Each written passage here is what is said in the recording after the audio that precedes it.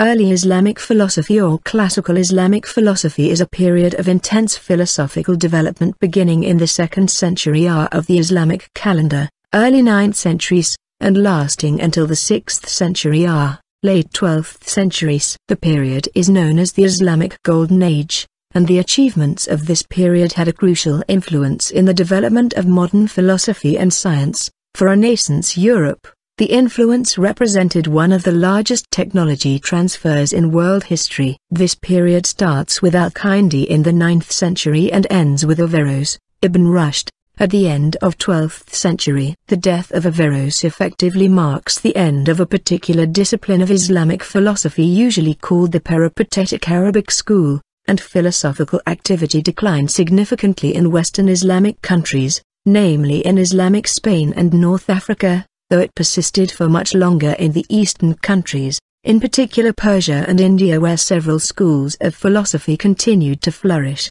Avicennism, Illuminationist philosophy, mystical philosophy, and transcendent theosophy. Some of the significant achievements of early Muslim philosophers included the development of a strict science of citation, the isnad or backing, the development of a method of open inquiry to disprove claims, the ijtihad, which could be generally applied to many types of questions, although which to apply it to is an ethical question, the willingness to both accept and challenge authority within the same process, recognition that science and philosophy are both subordinate to morality, and that moral choices are prior to any investigation or concern with either, the separation of theology, kalam, and law, sharia, during the early Abbasid period, a precursor to secularism.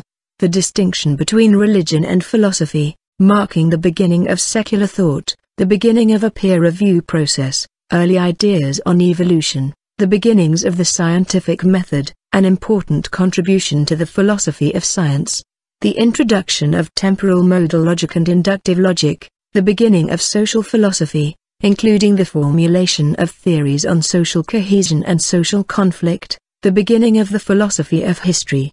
The development of the philosophical novel and the concepts of empiricism and tabula rasa, and distinguishing between essence and existence. Sadiagan, David Ben-Moen al-Muqammaz, Maimonides, and Thomas Aquinas, were influenced by the Mutazilite work, particularly Avicennism and Averroism, and the Renaissance and the use of empirical methods were inspired at least in part by Arabic translations of Greek, Jewish, Persian and Egyptian works translated into Latin during the Renaissance of the 12th century, and taken during the Reconquista in 1492. Early Islamic philosophy can be divided into clear sets of influences, branches, schools, and fields, as described below. The life of Muhammad or Sirah, which generated both the Quran, Revelation, and Hadith. His daily utterances and discourses on social and legal matters, during which philosophy was defined by Muslims as consisting in acceptance or rejection of his message.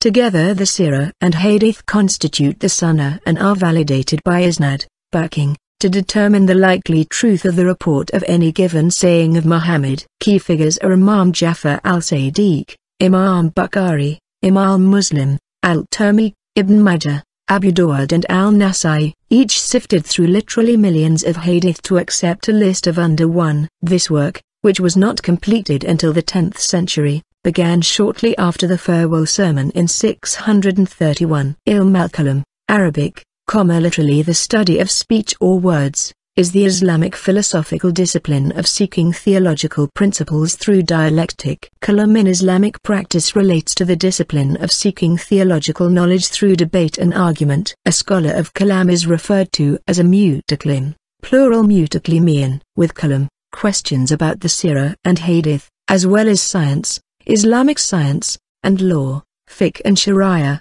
began to be investigated beyond the scope of Muhammad's beliefs. This period is characterized by emergence of ijtihad and the first fiqh. As the Sunnah became published and accepted, philosophy separate from Muslim theology was discouraged due to a lack of participants. During this period, traditions similar to Socratic method began to evolve, but philosophy remained subordinate to religion. Independent minds exploiting the methods of ijtihad sought to investigate the doctrines of the Quran, which until then had been accepted in faith on the authority of divine revelation. One of first debates was that between partisan of the Qadar, Arabic, Qadara, to have power, who affirmed free will, and the Jabarites, Jabar, force, constraint, who maintained the belief in fatalism. At the 2nd century of the Hijra, a new movement arose in the theological school of Basra, Iraq. A pupil was Ibn Atta, AD 700 to 748, who was expelled from the school because his answers were contrary to then orthodox Islamic tradition, and became leader of a new school, and systematized the radical opinions of preceding sects, particularly those of the Qadarites. This new school was called Mutazilite, from Atazala, to separate oneself, to dissent, that lasted from the 8th to 10th centuries. Its principal dogmas were three: God is an absolute unity, and no attribute can be ascribed to him. Man is a free agent. It is on account of these two principles that the Mutazilites designate themselves the partisans of justice and unity. All knowledge necessary for the salvation of man emanates from his reason. Humans could acquire knowledge before, as well as after, revelation, by the sole light of reason. This fact makes knowledge obligatory upon all men, at all times, and in all places. The Mutazilites, compelled to defend their principles against the orthodox Islam of their day, looked for support in philosophy, and are one of the first to pursue a rational theology called Ilm al-Kalam, scholastic theology. Those professing it were called Mutaklamin. This appellation became the common name for all seeking philosophical demonstration in confirmation of religious principles. The first Mutaklamin had to debate both the Orthodox and the non-Muslims, and they may be described as occupying the middle ground between those two parties. But subsequent generations were to large extent critical towards the Mutazilite school, especially after formation of the Asharite concepts. Throughout history, the place of Kalam in Islamic thought has been controversial.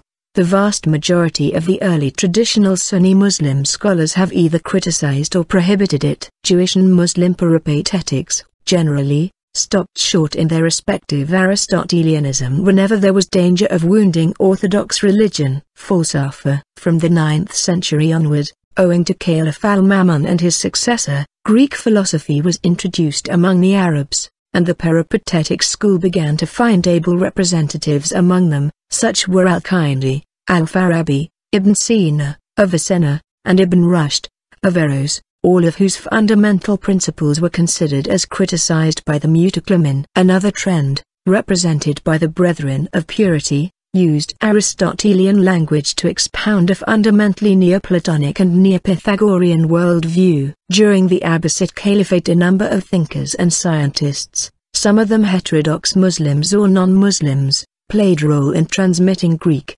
Hindu, and other pre-Islamic knowledge to the Christian West. They contributed to making Aristotle known in Christian Europe. Three speculative thinkers, Al-Farabi, Ibn Sina, Avicenna, and Al-Kindi, combined Aristotelianism and Neoplatonism with other ideas introduced through Islam. They were considered by many as highly unorthodox, and a few even described them as non-Islamic philosophers. From Spain, Arabic philosophic literature was translated into Hebrew and Latin, contributing to the development of modern European philosophy. The philosophers Moses Maimonides, a Jew born in Muslim Spain, and Ibn Khaldun, born in modern-day Tunisia, the father of sociology and historiography, were also important philosophers, though the latter did not identify himself as a falsafa, but rather a kalam author. Some differences between kalam and falsafa. Aristotle attempted to demonstrate the unity of God, but from the view which he maintained,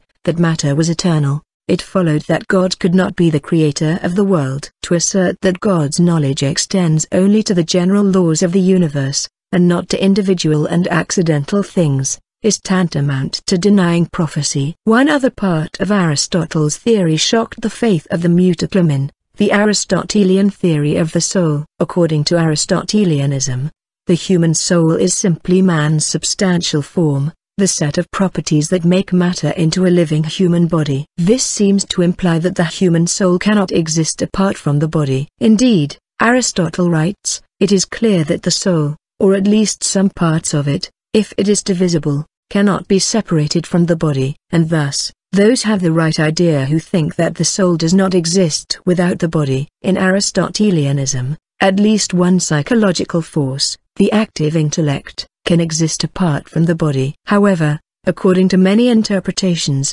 the active intellect is a superhuman entity emanating from God and enlightening the human mind, not a part of any individual human soul. Thus, Aristotle's theories seem to deny the immortality of the individual human soul. Wherefore the Mutaclamin had, before anything else, to establish a system of philosophy to demonstrate the creation of matter, and they adopted to that end the theory of atoms as enunciated by Democritus. They taught that atoms possess neither quantity nor extension. Originally atoms were created by God, and are created now as occasion seems to require. Bodies come into existence or die through the aggregation or the sunderance of these atoms. But this theory did not remove the objections of philosophy to a creation of matter. For, indeed, if it be supposed that God commenced his work at a certain definite time by his will, and for a certain definite object, it must be admitted that he was imperfect before accomplishing his will, or before attaining his object. In order to obviate this difficulty,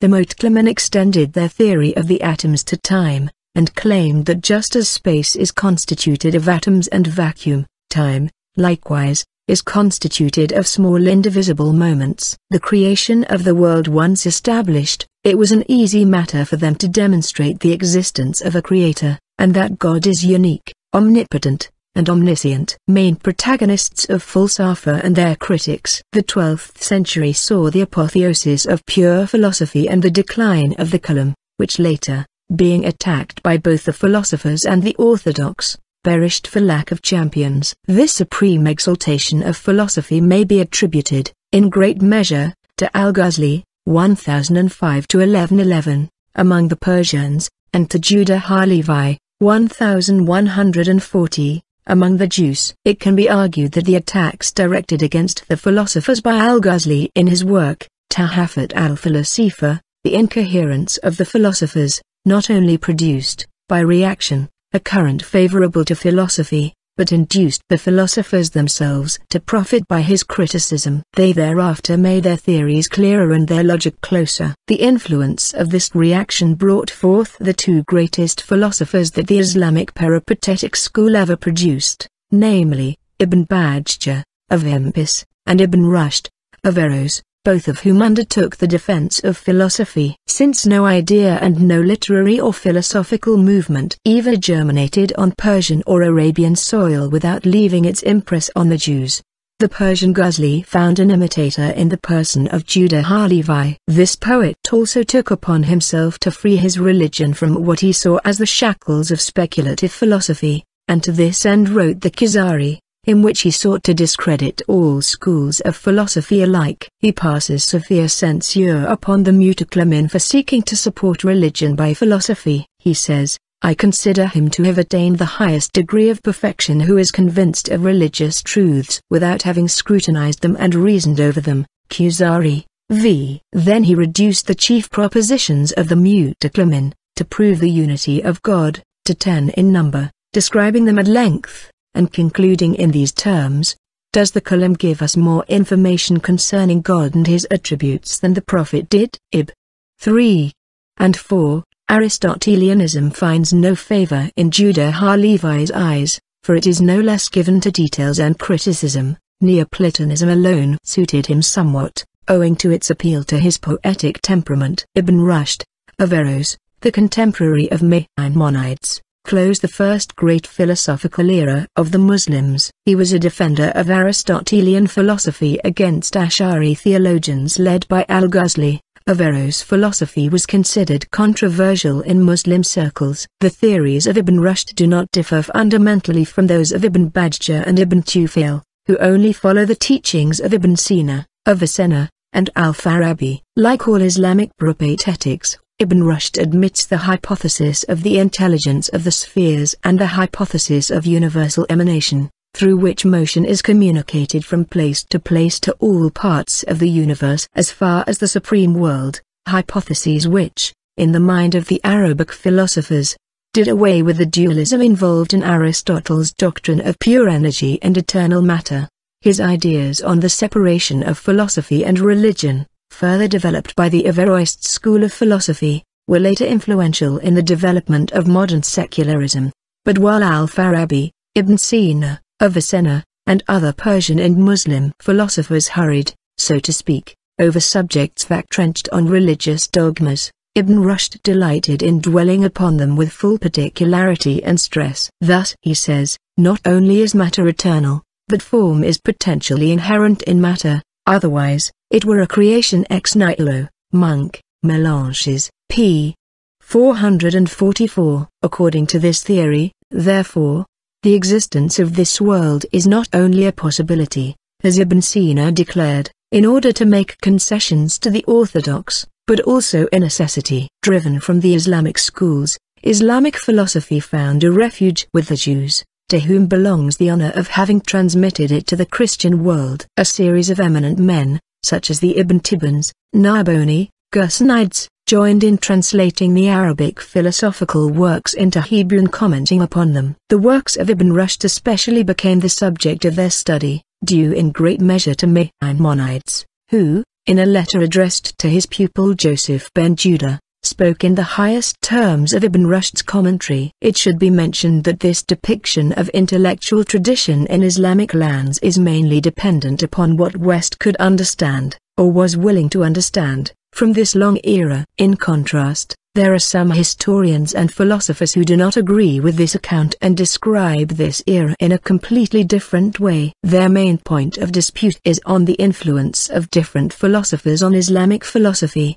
especially the comparative importance of Eastern intellectuals such as Ibn Sina and of Western thinkers such as Ibn Rushd. The oldest Jewish religio-philosophical work preserved is that of Sadiagan, 892-942, Emunot of Diot, the Book of Beliefs and Opinions. In this work Sadia treats the questions that interested the Mutaklamin, such as the creation of matter, the unity of God, the divine attributes, the soul, etc. Sadia criticizes other philosophers severely. For Sadia there was no problem as to creation. God created the world ex nihilo, just as the Bible attests, and he contests the theory of the Mutaklamin in reference to atoms, which theory, he declares, is just as contrary to reason and religion as the theory of the philosophers professing the eternity of matter. To prove the unity of God, Sadia uses the demonstrations of the Mutaklamin. Only the attributes of essence, Sifat al-Tasha,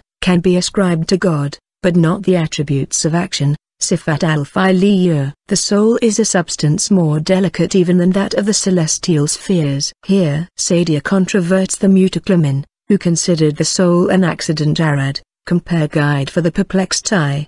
74, and employs the following one of their premises to justify his position. Only a substance can be the substratum of an accident, that is, of a non-essential property of things. Sadia argues, if the soul be an accident only, it can itself have no such accidents as wisdom, joy, love, etc. Sadia was thus in every way a supporter of the Kalam, and if at times he deviated from its doctrines, it was owing to his religious views, just as the Jewish and Muslim propatetics stopped short in their respective Aristotelianism whenever there was danger of wounding orthodox religion. Al-Farabi was a founder of his own school of Islamic philosophy but which was later overshadowed by Avicennism. Al-Farabi's school of philosophy breaks with the philosophy of Plato and Aristotle and moves from metaphysics to methodology, a move that anticipates modernity, and at the level of philosophy, Al-Farabi unites theory and practice and,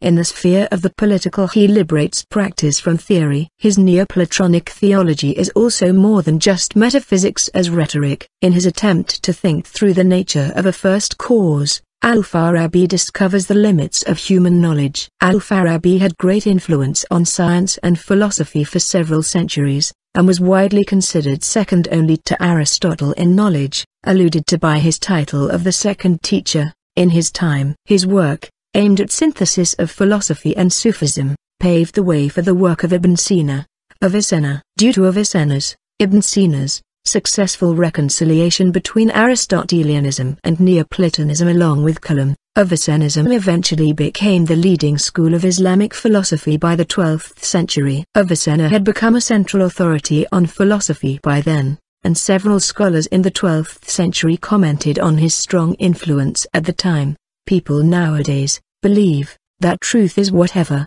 Ibn Sina says that it is inconceivable for him to err, and that whoever contradicts him in anything he says cannot be rational. Avicennism was also influential in medieval Europe, particularly his doctrines on the nature of the soul and his existence-essence distinction, along with the debates and censure that they raised in scholastic Europe. This was particularly the case in Paris, where Avicennism was later prescribed in 1210. Nevertheless, his psychology and theory of knowledge influenced William of Auvergne and Albertus Magnus, and his metaphysics had an impact on the thought of Thomas Aquinas. Averroes, Ibn Rushd, is most famous for his commentaries on Aristotle's works and for writing The Incoherence of the Incoherence, in which he defended the Falasifa against Al-Ghazali's The Incoherence of the Philosophers. While he had very little influence in the Islamic world, which was then dominated by Avicennian philosophy and Ash'ari theology,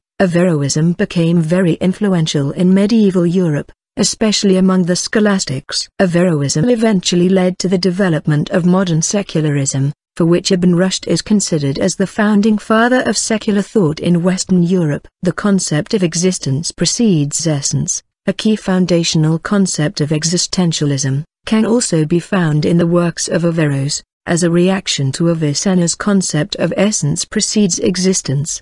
Perhaps due to resource scarcity in most Islamic nations, there was an emphasis on limited, and some claim also sustainable, use of natural capital, that is producing land. Traditions of harem and hema and early urban planning were expressions of strong social obligations to stay within carrying capacity and to preserve the natural environment as an obligation of khalifa or stewardship. Muhammad is considered a pioneer of environmentalism for his teachings on environmental preservation. His hadiths on agriculture and environmental philosophy were compiled in the Book of Agriculture of the Sahih Bukhari, which included the following saying: "There is none amongst the believers who plants a tree, or sows a seed, and then a bird, or a person, or an animal eats thereof, but it is regarded as having given a charitable gift, for which there is great recompense." Several such statements concerning the environment are also found in the Quran, such as the following: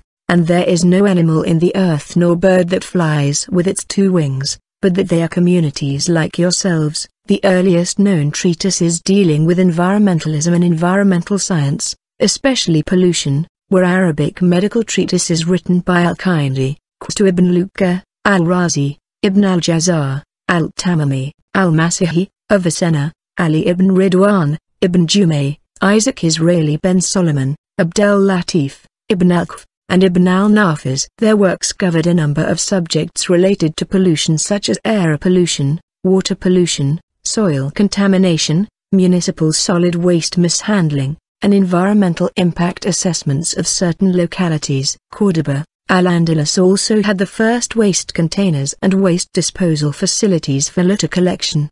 The ethical standards of Muslim physicians was first laid down in the 9th century by Ishaq bin Ali Rahoui, who wrote the Adab al-Tabib, Conduct of a Physician, the first treatise dedicated to medical ethics. He regarded physicians as guardians of souls and bodies, and wrote 20 chapters on various topics related to medical ethics, including what the physician must avoid and beware of, the manners of visitors, the care of remedies by the physician, the dignity of the medical profession, the examination of physicians, the removal of corruption among physicians. Humanism. Many medieval Muslim thinkers pursued humanistic, rational and scientific discourses in their search for knowledge, meaning and values. A wide range of Islamic writings on love poetry, history and philosophical theology show that medieval Islamic thought was open to the humanistic ideas of individualism, occasional secularism, skepticism and liberalism. Another reason the Islamic world flourished during the Middle Ages was an early emphasis on freedom of speech, as summarized by al-Hashimi, a cousin of Caliph al-Ma'mun, in the following letter to one of the religious opponents he was attempting to convert through reason. Bring forward all the arguments you wish and say whatever you please and speak your mind freely. Now that you are safe and free to say whatever you please, appoint some arbitrator who will impartially judge between us and lean only towards the truth and be free from the impery of passion, and that arbitrator shall be reason, whereby God makes us responsible for our own rewards and punishments. Herein I have dealt justly with you and have given you full security and am ready to accept whatever decision reason may give for me or against me. For there is no compulsion in religion, Quran 2-256, and I have only invited you to accept our faith willingly and of your own accord, and have pointed out the hideousness of your present belief. Peace be with you and the blessings of God. Certain aspects of Renaissance humanism has its roots in the medieval Islamic world, including the art of dictation, called in Latin, ars dictaminis, and the humanist attitude toward classical language. In early Islamic philosophy, logic played an important role. Islamic law placed importance on formulating standards of argument, which gave rise to a novel approach to logic in kalam. But this approach was later displaced by ideas from Greek philosophy and Hellenistic philosophy with the rise of the Mu'tazili philosophers, who highly valued Aristotle's organon. The works of Hellenistic-influenced Islamic philosophers were crucial in the reception of Aristotelian logic in medieval Europe, along with the commentaries on the organon by Averroes. The works of Al-Farabi, Avicenna, Al-Ghazali and other Muslim logicians who often criticized and corrected Aristotelian logic and introduced their own forms of logic, also played a central role in the subsequent development of European logic during the Renaissance. According to the Routledge Encyclopedia of Philosophy, for the Islamic philosophers, logic included not only the study of formal patterns of inference and their validity but also elements of the philosophy of language and even of epistemology and metaphysics. Because of territorial disputes with the Arabic grammarians, Islamic philosophers were very interested in working out the relationship between logic and language, and they devoted much discussion to the question of the subject matter and aims of logic in relation to reasoning and speech. In the area of formal logical analysis, they elaborated upon the theory of terms, propositions and syllogisms as formulated in Aristotle's categories, the interpretation and prior analytics. In the spirit of Aristotle, they believed that all rational argument can be reduced to a syllogism, and they regarded syllogistic theory as the focal point of logic. Even poetics was considered as a syllogistic art in some fashion by most of the major Islamic Aristotelians. Important developments made by Muslim logicians included the development of Avicennian logic as a replacement of Aristotelian logic. Avicenna's system of logic was responsible for the introduction of hypothetical syllogism, temporal modal logic and inductive logic. Other important developments in early Islamic philosophy include the development of a strict science of citation,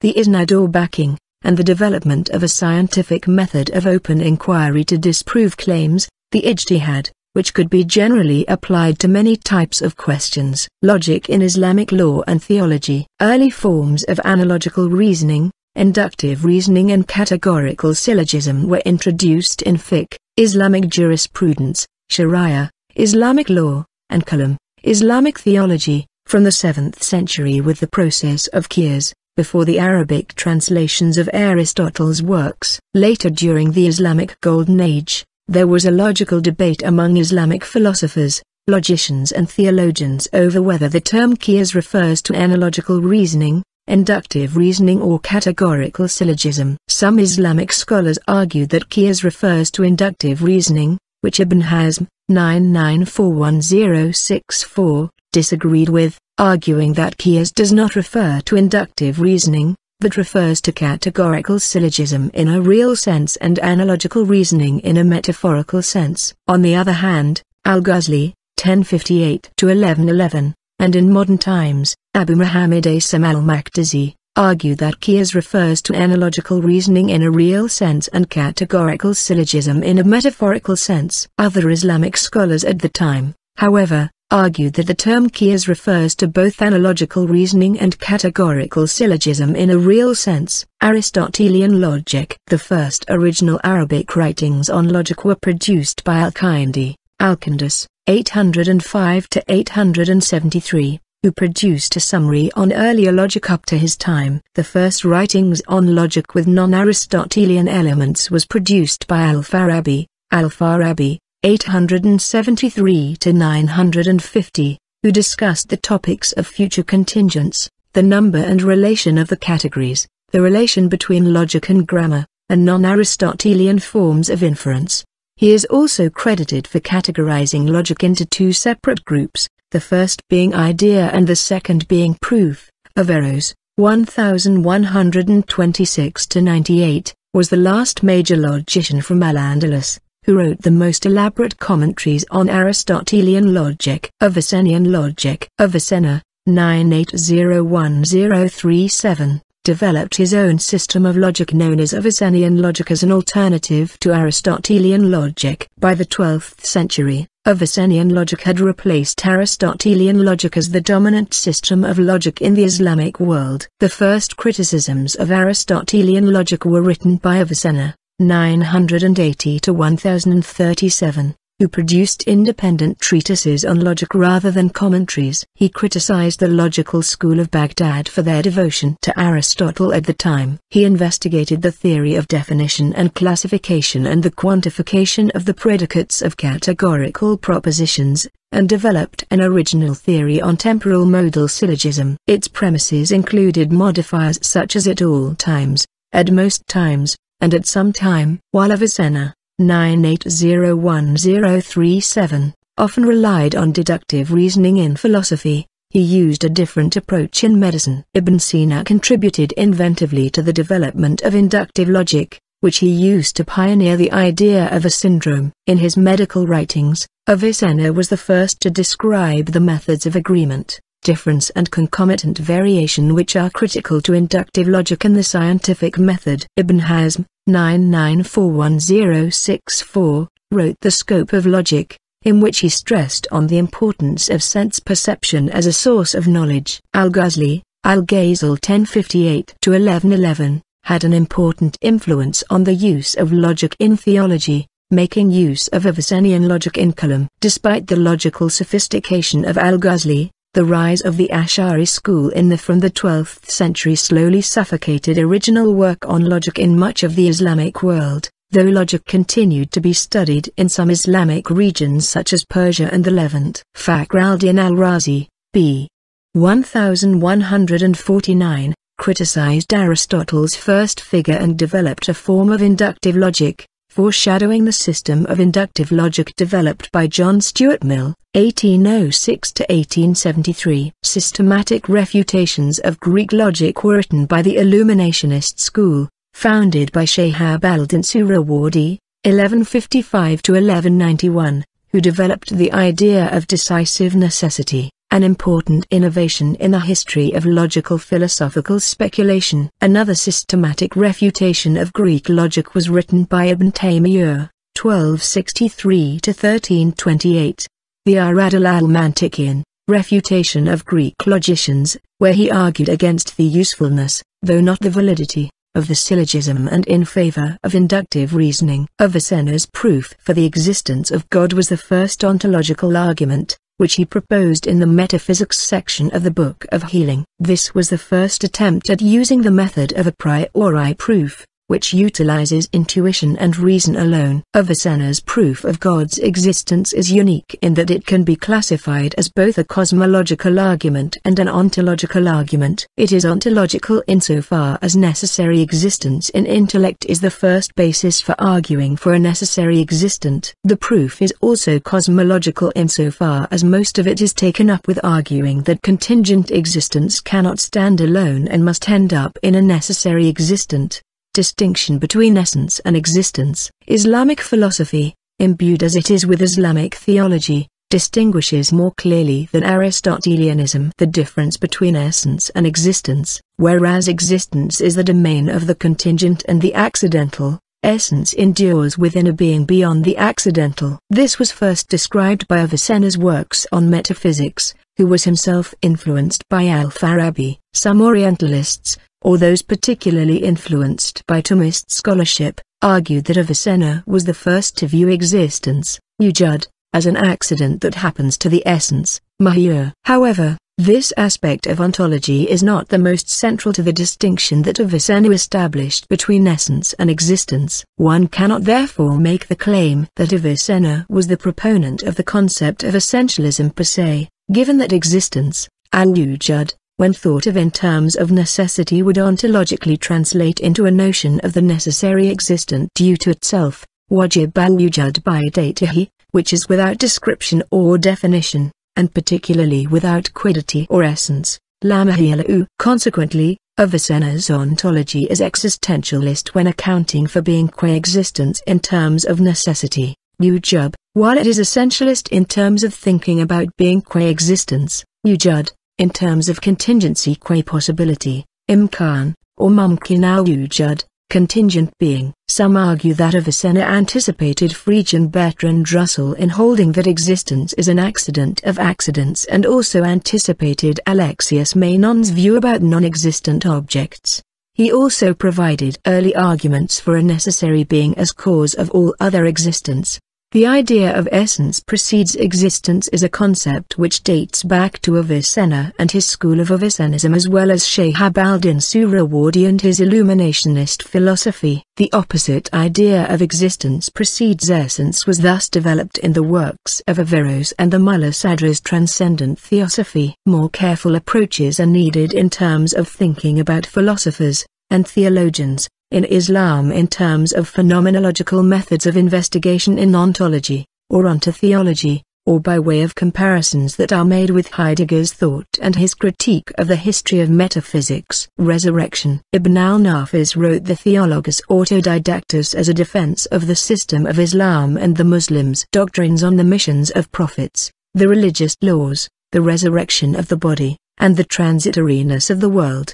The book presents rational arguments for bodily resurrection and the immortality of the human soul, using both demonstrative reasoning and material from the Hadith corpus as forms of evidence. Later Islamic scholars viewed this work as a response to Avicenna's metaphysical argument on spiritual resurrection, as opposed to bodily resurrection, which was earlier criticized by Al-Ghazali. Soul and spirit. The Muslim physician-philosophers, Avicenna and Ibn al-Nafiz, developed their own theories on the soul. They both made a distinction between the soul and the spirit, and in particular, the Avicennian doctrine on the nature of the soul was influential among the scholastics. Some of Avicenna's views on the soul included the idea that the immortality of the soul is a consequence of its nature, and not a purpose for it to fulfill. In his theory of the 10 intellects, he viewed the human soul as the 10th and final intellect. Avicenna generally supported Aristotle's idea of the soul originating from the heart,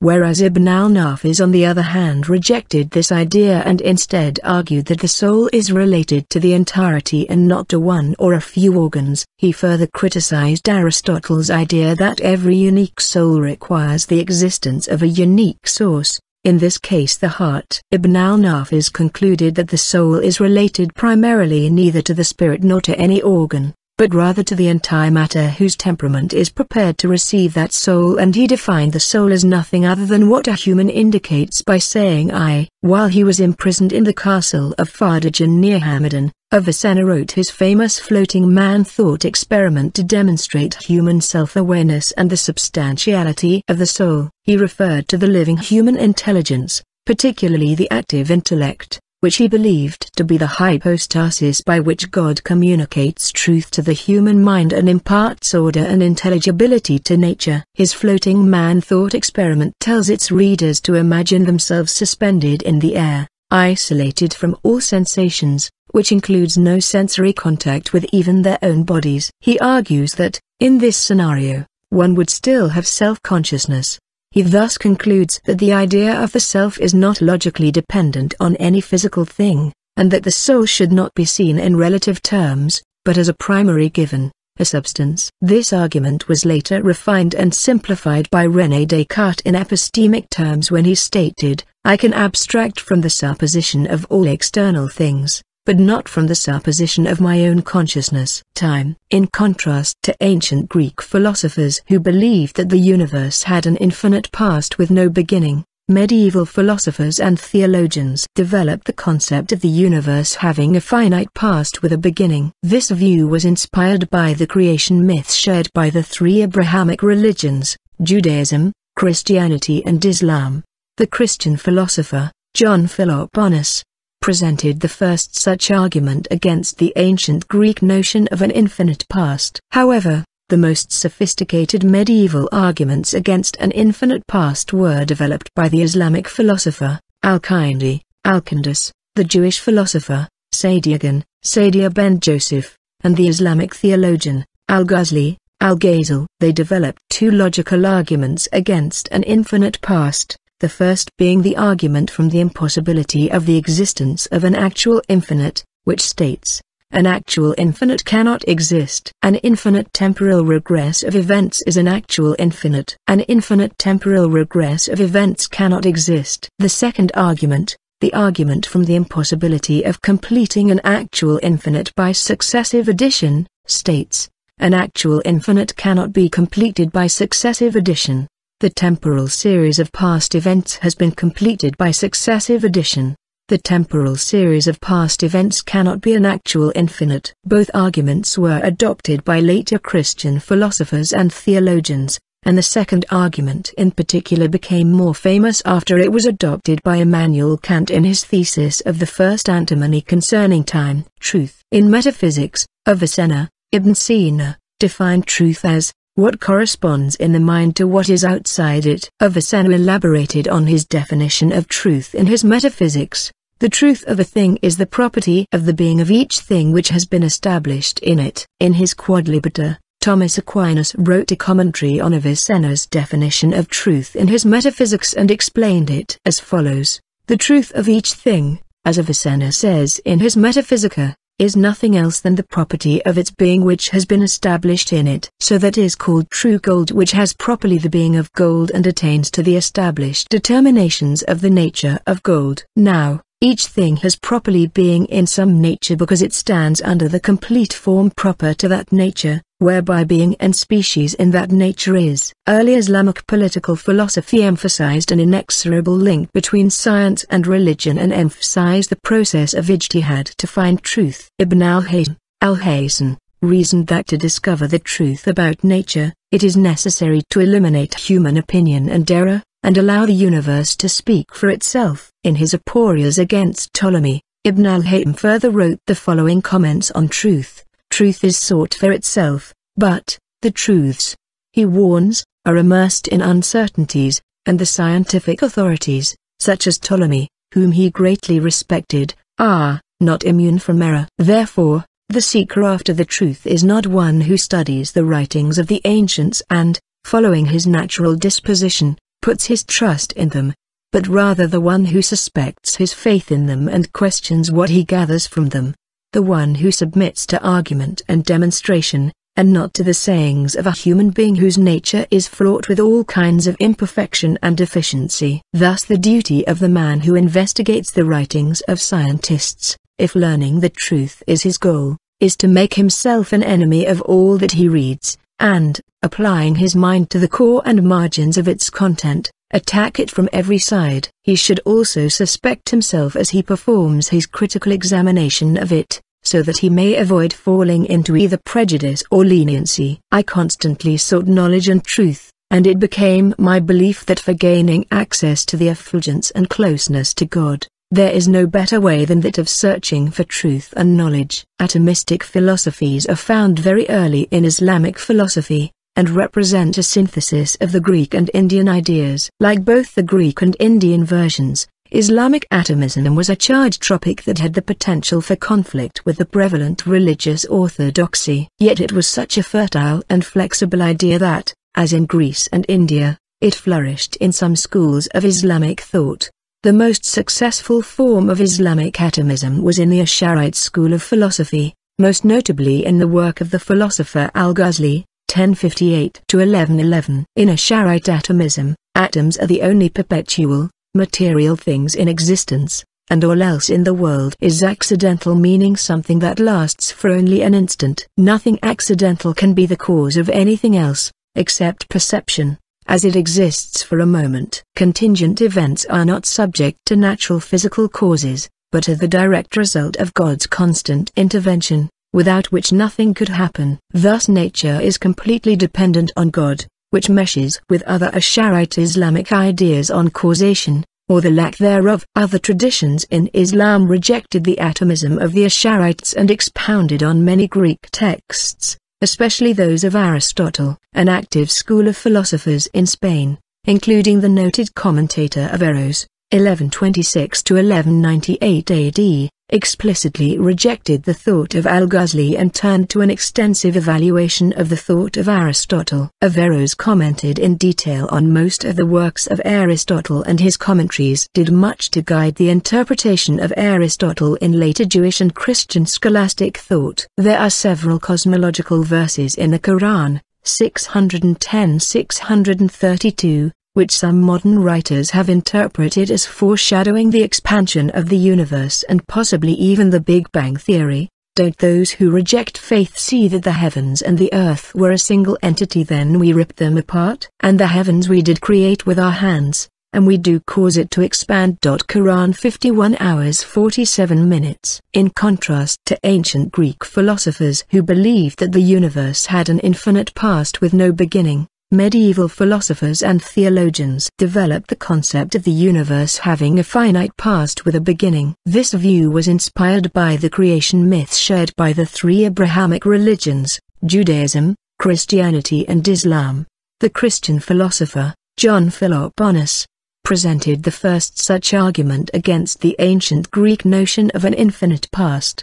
His reasoning was adopted by many, most notably, Muslim philosopher, Al-Kindi, Al-Kandis, the Jewish philosopher, Saadia ben Joseph, and the Muslim theologian, Al-Ghazali, Al-Ghazal. They used two logical arguments against an infinite past, the first being the argument from the impossibility of the existence of an actual infinite, which states, an actual infinite cannot exist. An infinite temporal regress of events is an actual infinite. An infinite temporal regress of events cannot exist. The second argument, the argument from the impossibility of completing an actual infinite by successive addition, states, an actual infinite cannot be completed by successive addition. The temporal series of past events has been completed by successive addition. The temporal series of past events cannot be an actual infinite. Both arguments were adopted by later Christian philosophers and theologians, and the second argument in particular became more famous after it was adopted by Immanuel Kant in his thesis of the first antinomy concerning time. In the 10th century, the Brethren of Purity published the Encyclopedia of the Brethren of Purity, in which a heliocentric view of the universe is expressed in a section on cosmology. God has placed the sun at the center of the universe, just as the capital of a country is placed in its middle and the ruler's palace at the center of the city. Evolution, struggle for existence. The Mu'tazili scientist and philosopher Al-Jahiz, c. 776–869, was the first of the Muslim biologists and philosophers to develop an early theory of evolution. He speculated on the influence of the environment on animals, considered the effects of the environment on the likelihood of an animal to survive, and first described the struggle for existence, a precursor to natural selection. Al-Jahiz's ideas on the struggle for existence in the Book of Animals have been summarized as follows. Animals engage in a struggle for existence, for resources, to avoid being eaten and to breed. Environmental factors influence organisms to develop new characteristics to ensure survival, thus transforming into new species. Animals that survive to breed can pass on their successful characteristics to offspring. In Chapter 47 of his India, entitled On Vasudeva and the Wars of the Bharata, Abu Rayhan Biruni attempted to give a naturalistic explanation as to why the struggles described in the Mahabharata had to take place. He explains it using natural processes that include biological ideas related to evolution, which has led several scholars to compare his ideas to Darwinism and natural selection. This is due to Biruni describing the idea of artificial selection and then applying it to nature. The agriculturist selects his corn, letting grow as much as he requires, and tearing out the remainder. The forester leaves those branches which he perceives to be excellent, whilst he cuts away all others. The bees kill those of their kind who only eat, but do not work in their beehive. Nature proceeds in a similar way, however. It does not distinguish, for its action is under all circumstances one and the same. It allows the leaves and fruit of the trees to perish, thus preventing them from realizing that result which they are intended to produce in the economy of nature. It removes them so as to make room for others. In the 13th century, Nasir al-Din al-Tusi explains how the elements evolved into minerals, then plants, then animals, and then humans. Tusi then goes on to explain how hereditary variability was an important factor for biological evolution of living things. The organisms that can gain the new features faster are more variable. As a result, they gain advantages over other creatures. The bodies are changing as a result of the internal and external interactions. Tusi discusses how organisms are able to adapt to their environments. Look at the world of animals and birds. They have all that is necessary for defense,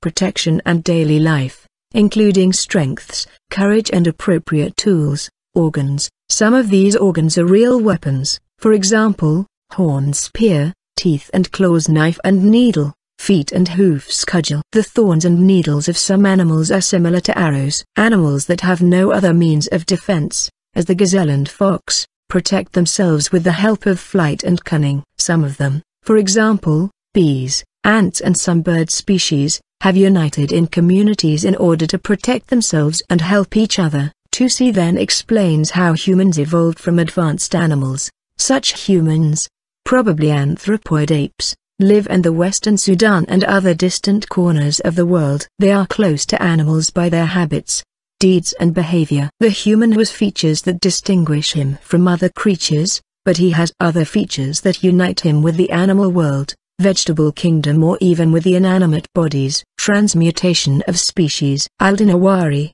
828-896, considered the founder of Arabic botany for his Book of Plants, discussed plant evolution from its birth to its death, describing the phases of plant growth and the production of flowers and fruit. Ibn Miskawayh Al-Fawz al-Asghar and the Brethren of Purity's Encyclopedia of the Brethren of Purity, the Epistles of Ikhwan al-Safa, developed theories on evolution that possibly had an influence on Charles Darwin and his inception of Darwinism, but has at one time been criticized as over-enthusiastic.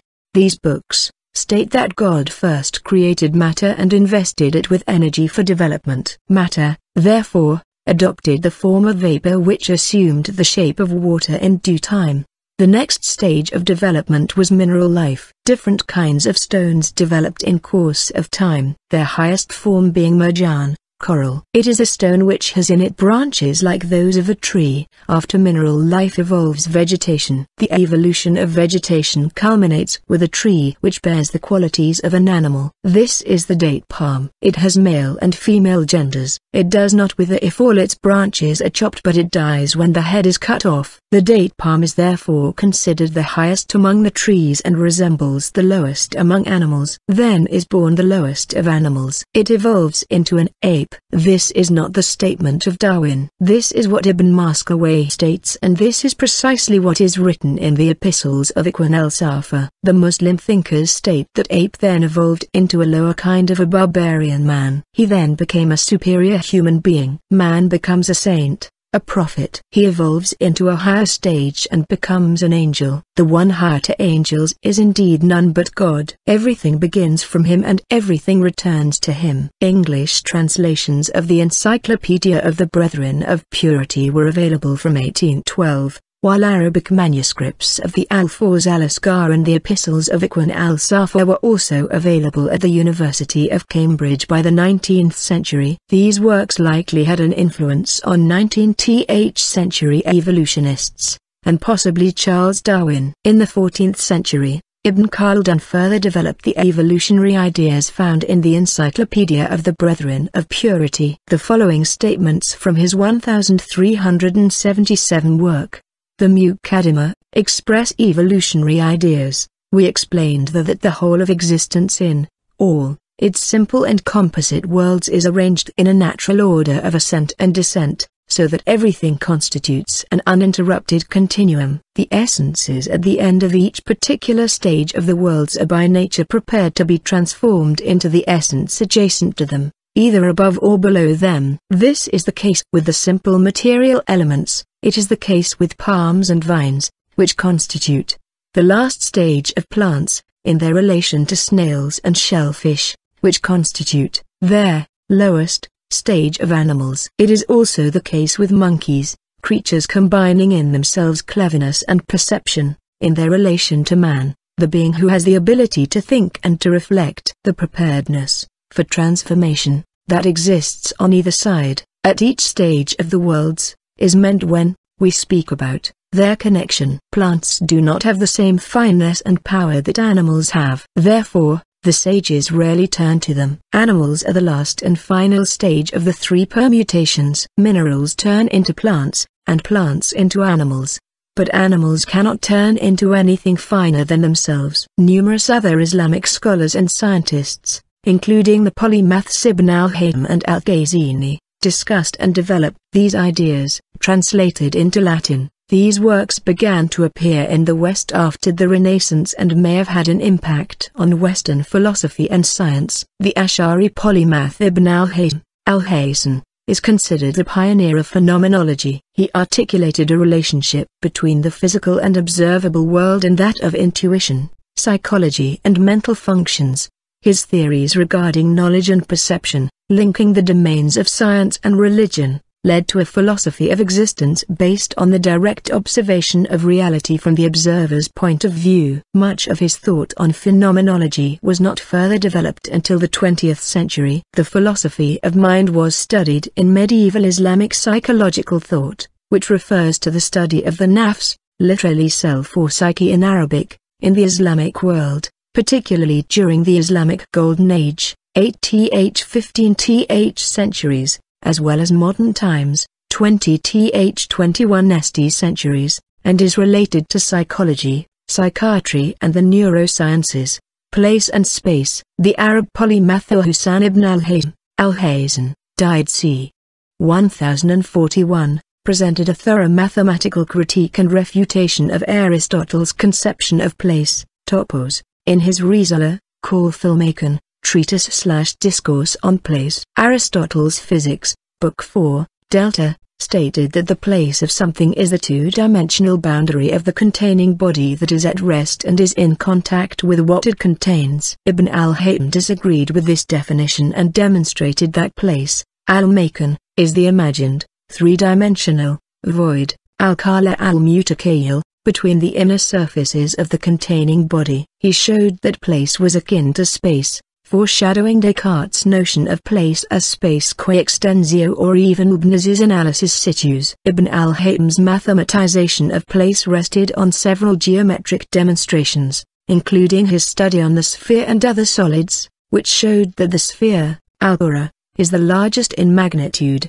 volumetric, with respect to other geometric solids that have equal surface areas. For instance, a sphere that has an equal surface area to that of a cylinder would be larger in volumetric magnitude than the cylinder. Hence, the sphere occupies a larger place than that occupied by the cylinder, unlike what is entailed by Aristotle's definition of place, that this sphere and that cylinder occupy places that are equal in magnitude. Ibn al-Haytham rejected Aristotle's philosophical concept of place on mathematical grounds. Later, the philosopher Abd al-Latif al-Baghdadi, 13th century, tried to defend the Aristotelian conception of place in a treatise titled, Farad al-Ibn al-Haytham fi al-Makon, a refutation of Ibn al-Haytham's place. Although his effort was admirable from a philosophical standpoint, it was unconvincing from the scientific and mathematical viewpoints. Ibn al-Haytham also discussed space perception and its epistemological implications in his Book of Optics,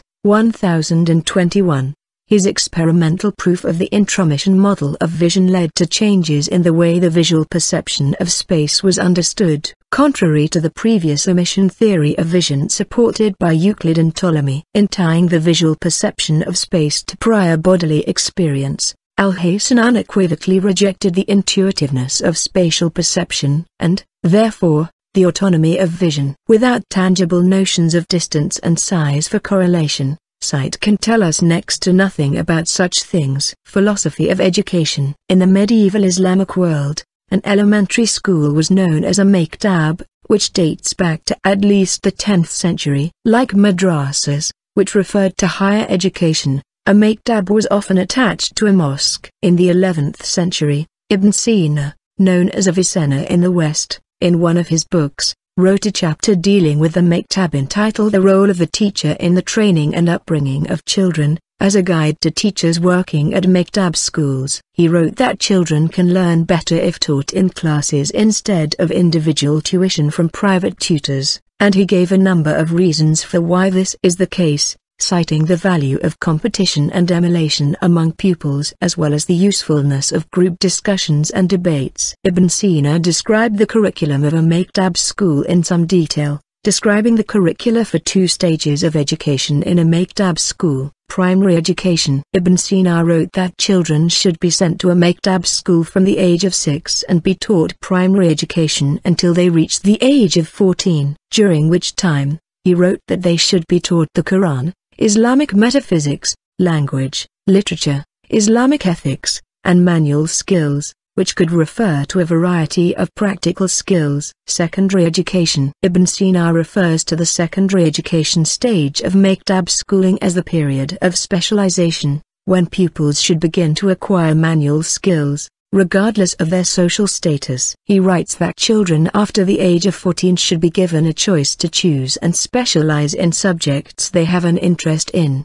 whether it was reading, manual skills, literature, preaching, medicine, geometry, trade and commerce, craftsmanship, or any other subject or profession they would be interested in pursuing for a future career. He wrote that this was a transitional stage and that there needs to be flexibility regarding the age in which pupils graduate, as the student's emotional development and chosen subjects need to be taken into account. Philosophy of science. Scientific method. The pioneering development of the scientific method by the Arab Ash'ari polymath Ibn al-Haytham was an important contribution to the philosophy of science. In the Book of Optics, c.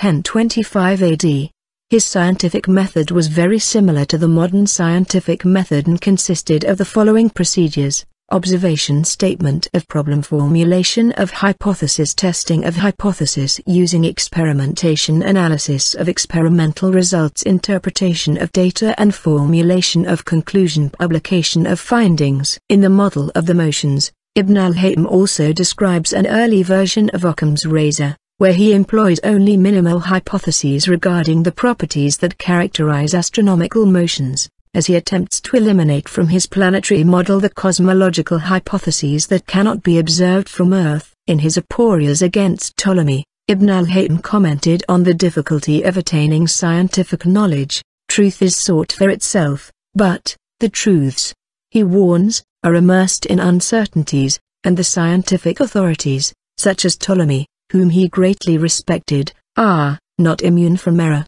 He held that the criticism of existing theories, which dominated this book, holds a special place in the growth of scientific knowledge. Therefore, the seeker after the truth is not one who studies the writings of the ancients and, following his natural disposition, puts his trust in them, but rather the one who suspects his faith in them and questions what he gathers from them, the one who submits to argument and demonstration, and not to the sayings of a human being whose nature is fraught with all kinds of imperfection and deficiency. Thus the duty of the man who investigates the writings of scientists, if learning the truth is his goal, is to make himself an enemy of all that he reads, and, applying his mind to the core and margins of its content, attack it from every side. He should also suspect himself as he performs his critical examination of it, so that he may avoid falling into either prejudice or leniency. Ibn al-Haytham attributed his experimental scientific method and scientific skepticism to his Islamic faith. He believed that human beings are inherently flawed and that only God is perfect. He reasoned that to discover the truth about nature, it is necessary to eliminate human opinion and error,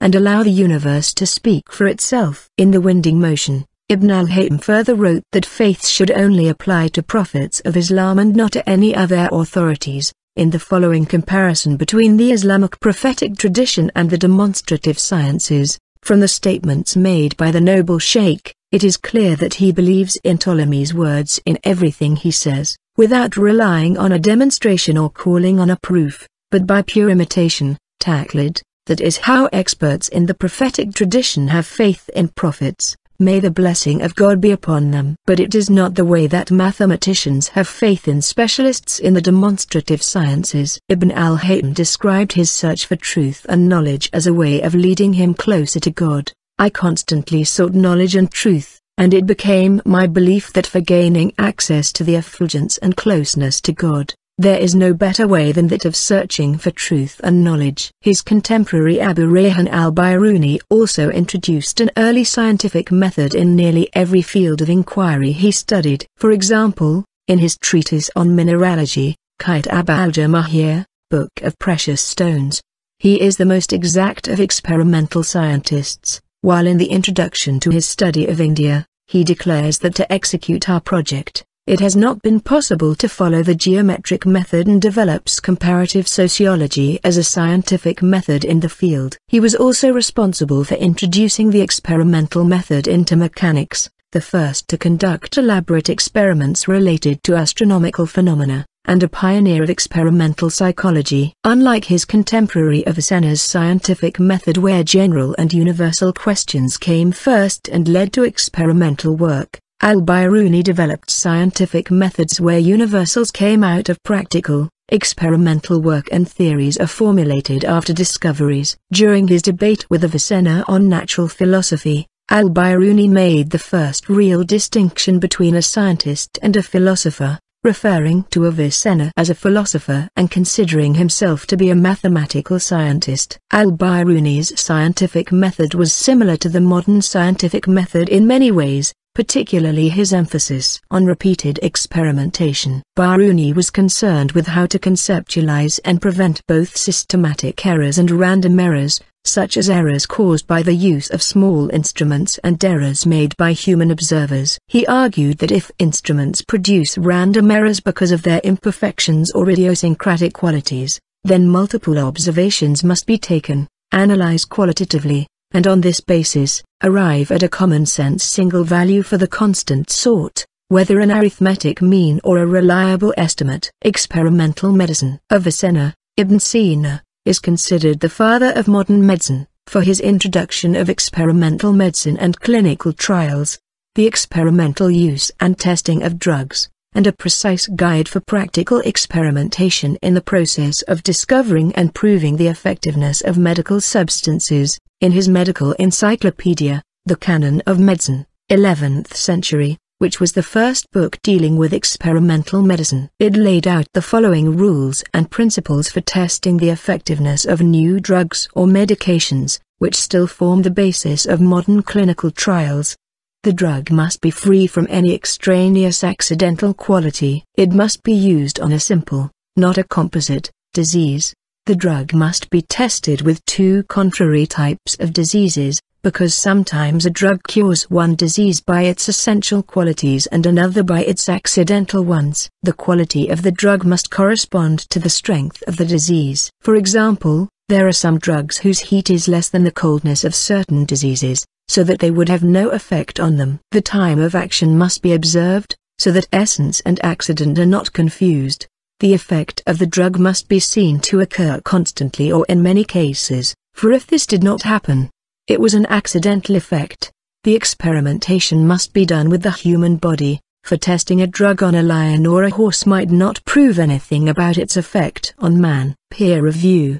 The first documented description of a peer review process is found in the Ethics of the Physician written by Ishaq bin Ali al-Rawi, 854-931. Of Al-Raha, Syria, who describes the first medical peer review process. His work, as well as later Arabic medical manuals, state that a visiting physician must always make duplicate notes of a patient's condition on every visit. When the patient was cured or had died, the notes of the physician were examined by a local medical council of other physicians, who would review the practicing physician's notes to decide whether his her performance have met the required standards of medical care. If their reviews were negative, the practicing physician could face a lawsuit from a maltreated patient. Avicenna's most influential theory in epistemology is his theory of knowledge, in which he developed the concept of tabula rasa. He argued that the human intellect at birth is rather like a tabula rasa, a pure potentiality that is actualized through education and comes to know, and that knowledge is attained through empirical familiarity with objects in this world, from which one abstracts universal concepts, which is developed through a syllogistic method of reasoning.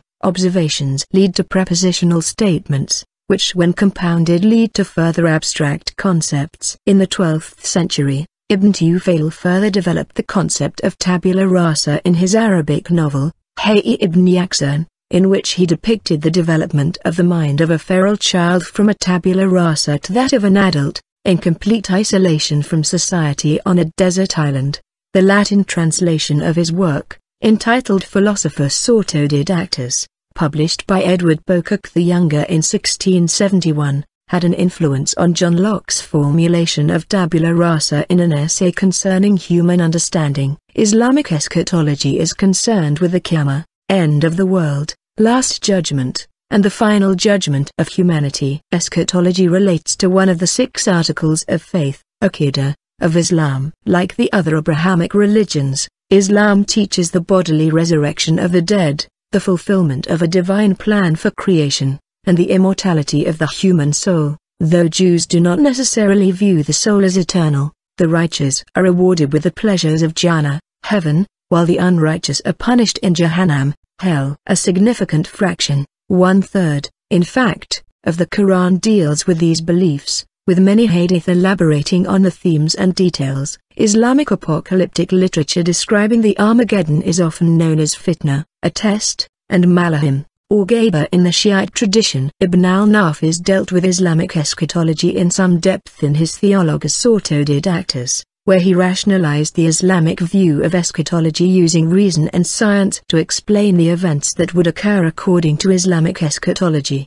He presented his rational and scientific arguments in the form of Arabic fiction, hence his Theologus Autodidactus may be considered the earliest science fiction work. Sharia refers to the body of Islamic law. The term means way or path. It is the legal framework within which public and some private aspects of life are regulated for those living in a legal system based on Islamic principles of jurisprudence. Fiqh is the term for Islamic jurisprudence, made up of the rulings of Islamic jurists. A component of Islamic studies, fiqh expounds the methodology by which Islamic law is derived from primary and secondary sources. Mainstream Islam distinguish fiqh, which means understanding details and inferences drawn by scholars, from sharia that refers to principles that lie behind the fiqh. Scholars hope that fiqh and sharia are in harmony in any given case, but they cannot be sure. Philosophical novels.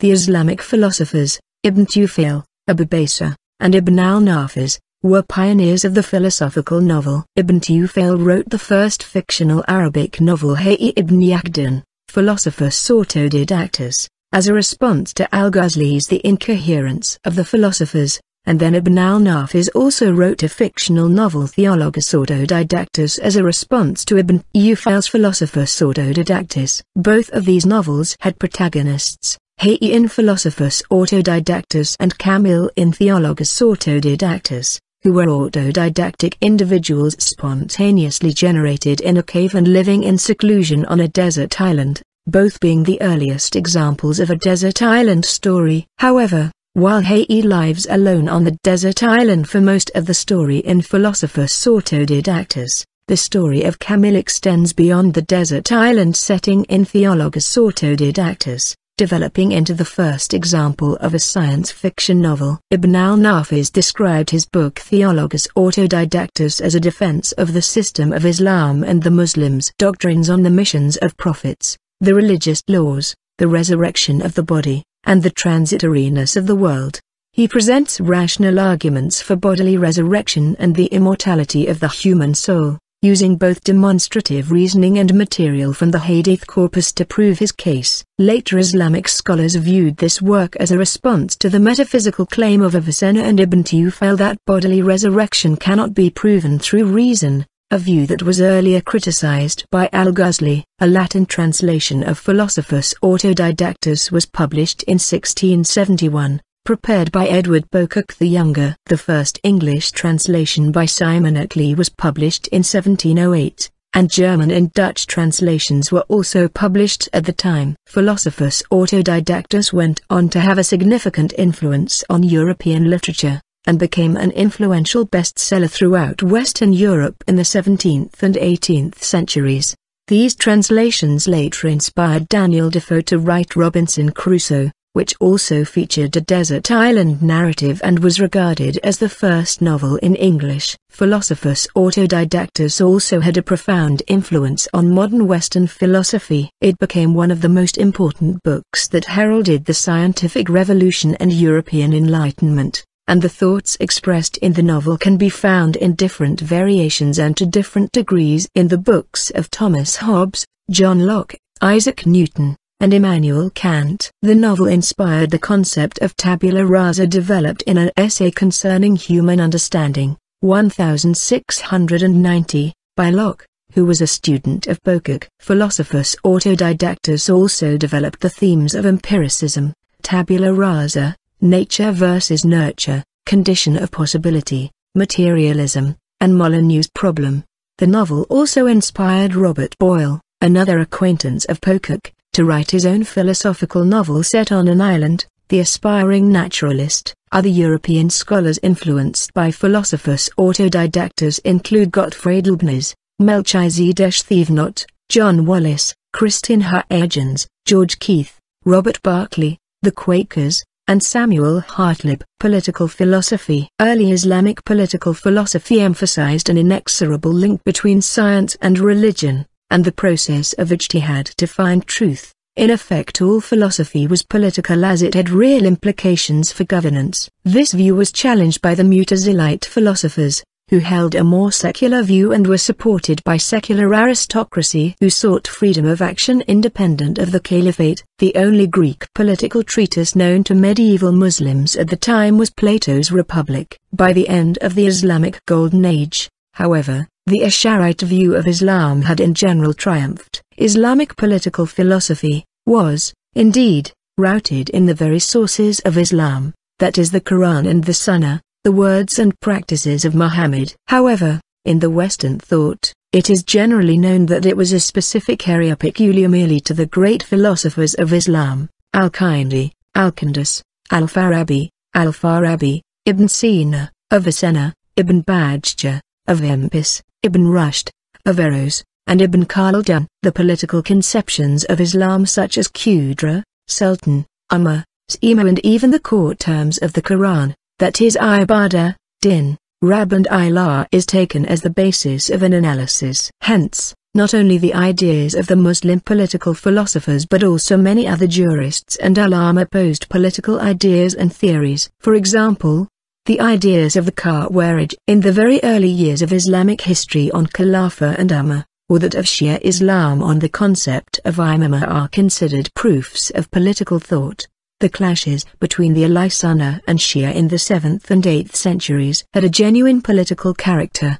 The 14th century Arab scholar Ibn Khaldun is considered one of the greatest political theorists. The British philosopher-anthropologist Ernest Jellner considered Ibn Khaldun's definition of government, an institution which prevents injustice other than such as it commits itself, the best in the history or political theory. Early Islamic philosophy or classical Islamic philosophy is a period of intense philosophical development beginning in the 2nd century of the Islamic calendar, early 9th centuries, and lasting until the 6th century late 12th centuries. The period is known as the Islamic Golden Age, and the achievements of this period had a crucial influence in the development of modern philosophy and science. For a nascent Europe, the influence represented one of the largest technology transfers in world history. This period starts with Al-Kindi in the 9th century and ends with Averroes, Ibn Rushd, at the end of 12th century. The death of Averroes effectively marks the end of a particular discipline of Islamic philosophy usually called the peripatetic Arabic school,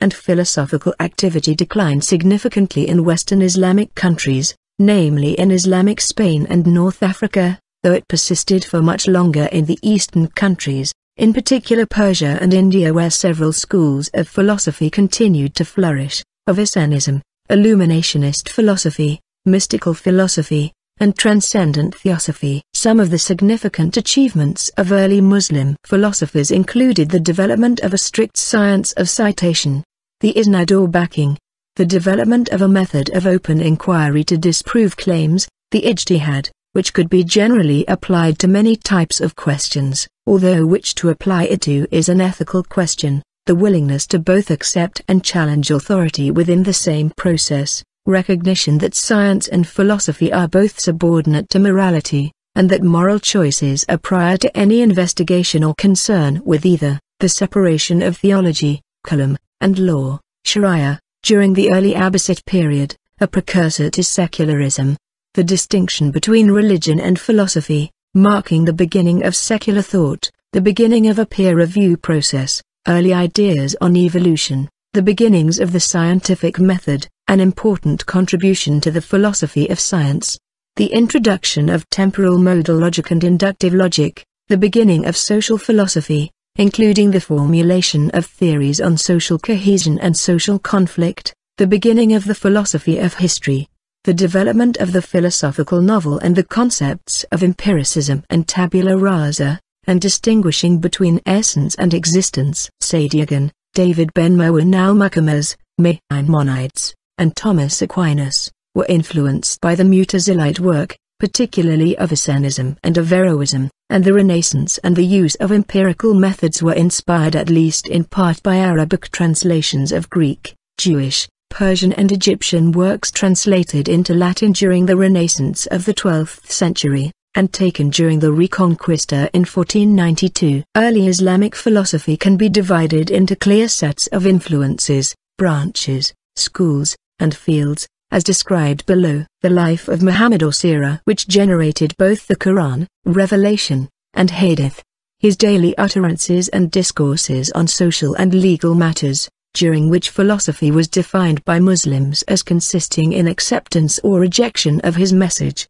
Together the Sirah and Hadith constitute the Sunnah and are validated by isnad, backing, to determine the likely truth of the report of any given saying of Muhammad. Key figures are Imam Jafar al-Sadiq, Imam Bukhari, Imam Muslim, al-Tirmidhi, Ibn Majah, Abu Dawud and al-Nasai, each sifted through literally millions of hadith to us. This new school was called Mutazilite, from Atazala, to separate oneself, to dissent, that lasted from the 8th to 10th centuries. Its principal dogmas were three: God is an absolute unity, and no attribute can be ascribed to him. Man is a free agent. It is on account of these two principles that the Mutazilites designate themselves the partisans of justice and unity. All knowledge necessary for the salvation of man emanates from his reason. Humans could acquire knowledge before, as well as after, revelation, by the sole light of reason. This fact makes knowledge obligatory upon all men, at all times, and in all places. The Mutazilites, compelled to defend their principles against the orthodox Islam of their day, looked for support in philosophy, and are one of the first to pursue a rational theology called ilm al-kalam, scholastic theology. Those professing it were called mutaklamin. This appellation became the common name for all seeking philosophical demonstration in confirmation of religious principles. The first mutaklamin had to debate both the orthodox and the non-Muslims, and they may be described as occupying the middle ground between those two parties, but subsequent generations were to large extent critical towards the Mutazilite school, especially after formation of the Asharite concepts. Throughout history, the place of kalam in Islamic thought has been controversial. The vast majority of the early traditional Sunni Muslim scholars have either criticized or prohibited it. Jewish and Muslim peripatetics, generally, stopped short in their respective Aristotelianism whenever there was danger of wounding orthodox religion. Falsafa. From the 9th century onward, Owing to Caliph al-Ma'mun and his successor, Greek philosophy was introduced among the Arabs, and the peripatetic school began to find able representatives among them. Such were Al-Kindi, Al-Farabi, Ibn Sina, Avicenna, and Ibn Rushd, Averroes, all of whose fundamental principles were considered as criticized by the Mutakallimin. Another trend, represented by the Brethren of Purity, used Aristotelian language to expound a fundamentally Neoplatonic and Neopythagorean worldview. During the Abbasid Caliphate, a number of thinkers and scientists, some of them heterodox Muslims or non-Muslims, played a role in transmitting Greek, Hindu, and other pre-Islamic knowledge to the Christian West. They contributed to making Aristotle known in Christian Europe. Three speculative thinkers, Al-Farabi, Ibn Sina, Avicenna, and Al-Kindi, combined Aristotelianism and Neoplatonism with other ideas introduced through Islam. They were considered by many as highly unorthodox, and a few even described them as non-Islamic philosophers. From Spain, Arabic philosophic literature was translated into Hebrew and Latin, contributing to the development of modern European philosophy. The philosophers Moses Maimonides, a Jew born in Muslim Spain, and Ibn Khaldun, born in modern-day Tunisia, the father of sociology and historiography, were also important philosophers, though the latter did not identify himself as a philosopher, but rather a kalam author. Some differences between kalam and philosopher. Aristotle attempted to demonstrate the unity of God, but from the view which he maintained, that matter was eternal, it followed that God could not be the creator of the world. To assert that God's knowledge extends only to the general laws of the universe, and not to individual and accidental things, is tantamount to denying prophecy. 1. Accept a list of under 1. This work, which was not completed until the 10th century, began shortly after the farewell sermon in 631. Ilm al-Kalam, Arabic, literally the study of speech or words, is the Islamic philosophical discipline of seeking theological principles through dialectic. Kalam in Islamic practice relates to the discipline of seeking theological knowledge through debate and argument. A scholar of Kalam is referred to as a mutakallim, plural mutakallimin. With Kalam, questions about the Sirah and Hadith, as well as science, Islamic science, and law, fiqh and sharia, began to be investigated beyond the scope of Muhammad's beliefs. This period is characterized by emergence of ijtihad and the first fiqh. As the Sunnah became published and accepted, philosophy separate from Muslim theology was discouraged due to a lack of participants. During this period, traditions similar to Socratic method began to evolve, but philosophy remained subordinate to religion. Independent minds exploiting the methods of ijtihad sought to investigate the doctrines of the Quran, which until then had been accepted in faith on the authority of divine revelation. One of first debates was that between partisan of the Qadar, Arabic, Qadara, to have power, who affirmed free will, and the Jabarites, Jabar, force, constraint, who maintained the belief in fatalism. At the 2nd century of the Hijra, a new movement arose in the theological school of Basra, Iraq. A pupil, Wasl ibn Atta, AD 700 to 748, who was expelled from the school because his answers were contrary to then orthodox Islamic tradition, and became leader of a new school, and systematized the radical opinions of preceding sects, particularly those of the Qadarites.